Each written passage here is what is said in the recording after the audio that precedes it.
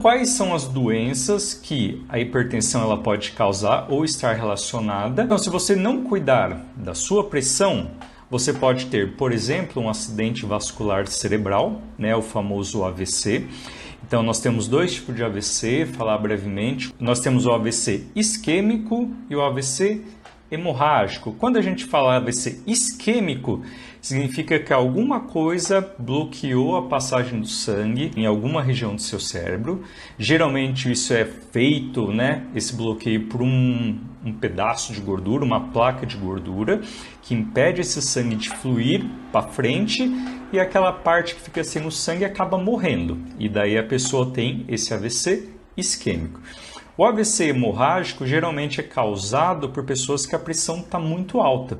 Então, ou seja, esse sangue com maior pressão, ele vai chegar em pequenas artérias, por exemplo, lá no cérebro, e essa artéria ela não vai resistir a essa pressão e ela vai acabar estourando. E esse sangue vai acabar escapando para o cérebro. Então, há um derramamento de sangue. Por isso que a gente fala derrame, né?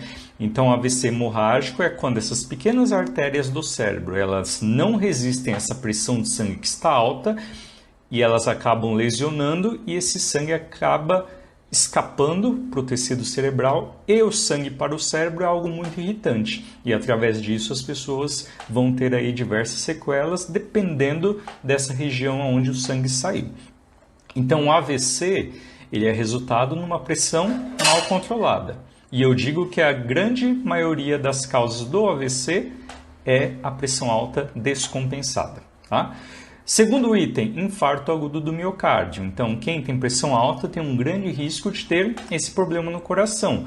É a morte, o infarto é a morte de uma área do coração que, dependendo dessa região, a pessoa tem a chance de internar e se recuperar, ou se essa área de lesão é grande, a pessoa pode ter aquele famoso infarto fulminante, que teve aquele ataque e acaba falecendo na hora, porque a parte do coração que foi afetada foi muito grande, então não deu tempo nem de correr para o hospital.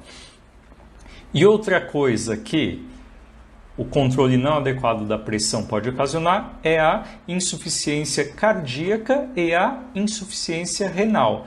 Então, ou seja, quando a pressão está alta, significa que o coração está bombeando mais sangue para fluir nos tecidos, porque as artérias estão mais enrijecidas. Então chega uma hora que o coração, entre aspas, começa a cansar.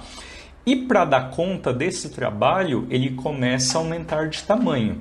E isso é denominado insuficiência cardíaca, porque ao mesmo tempo que ele vai aumentando de tamanho, a força de bombear não é a mesma. Então o trabalho de bombear o sangue do coração fica insuficiente. Ele não consegue mais realizar esse trabalho de forma adequada. E os tecidos do corpo, eles não vão ter sangue de forma adequada para irrigar os tecidos. E a questão da insuficiência renal, que pode chegar sim a uma insuficiência renal crônica, inclusive levar um paciente a hemodiálise, é porque a pressão alta nas pequenas artérias do rim acaba sendo lesionada.